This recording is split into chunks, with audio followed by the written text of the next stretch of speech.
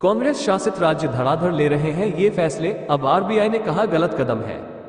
केंद्र ने 2004 में राष्ट्रीय पेंशन प्रणाली एनपीएस की शुरुआत की थी। ये एक तय पेंशन प्लान है जिसमें अपनी बेसिक सैलरी का 10% योगदान कर्मचारी करता है, जबकि 14% योगदान सरकार करती है। पुरानी पेंशन योजना ऑप्स को लागू करने वाले राज्यों को आरबीआई ने चेतावनी दी है। आरबीआई ने कहा है कि ये एक कदम पीछे खींचने जैसा है, जिससे वित्तीय जोखिमों की आशंका बढ़ सकती है। भारतीय रिजर्व बैंक ने एक लेख में कहा है कि इसे लागू करने का वित्तीय बोझ मौजूदा पेंशन स्कीम एनपीएस के मुकाबले 4.5 गुना ज्यादा है। इससे देश के जिन राज्यों में इसे लागू किया जा रहा है वहां मीडियम टर्म में वित्तीय स्थिति पर संकट गहरा सकता है। 2040 तक ऑप्स लागू करने पर मिलेगा फायदा। पुरानी पेंशन स्कीम पर लौटने से राज्यों को 2040 तक फायदा होगा। इसकी वजह है कि तब तक कर्मचारियों के रिटायरमेंट से पहले एनपीएस में उनके योगदान का खर्च घट जाएगा।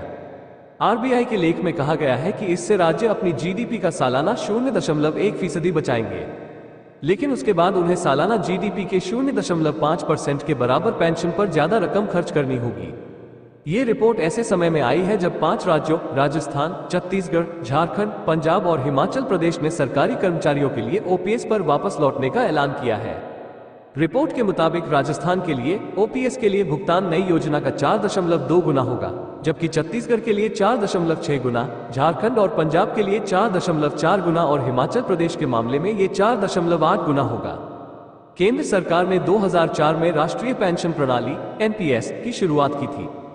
ये एक तय पेंशन प्लान है जिसमें अपनी बेसिक सैलरी का 10% योगदान कर्मचारी करता है, जबकि 14% योगदान सरकार करती है। इस रकम पर निवेश के बाद हासिल हुए रिटर्न से पेंशन की रकम तय होती है, यानी ये एक तयशुदा निवेश कार्यक्रम है।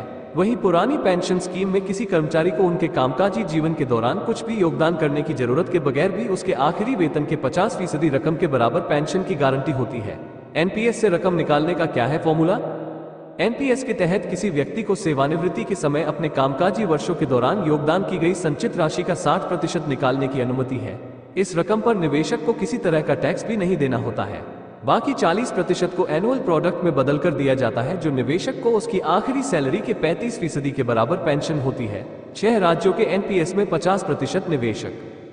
देश के 6 बड़े राज्यों यानी उत्तर प्रदेश, राजस्थान, मध्य प्रदेश, महाराष्ट्र, छत्तीसगढ़ और कर्नाटक में एनपीएस के सभी ग्राहकों का लगभग आधा हिस्सा है। उत्तर प्रदेश और राजस्थान केवल 2 राज्य हैं जिनके 5 लाख से अधिक ग्राहक हैं। ये आंकड़े 30 नवंबर 2022 तक के डेटा के आधार पर बताए गए हैं।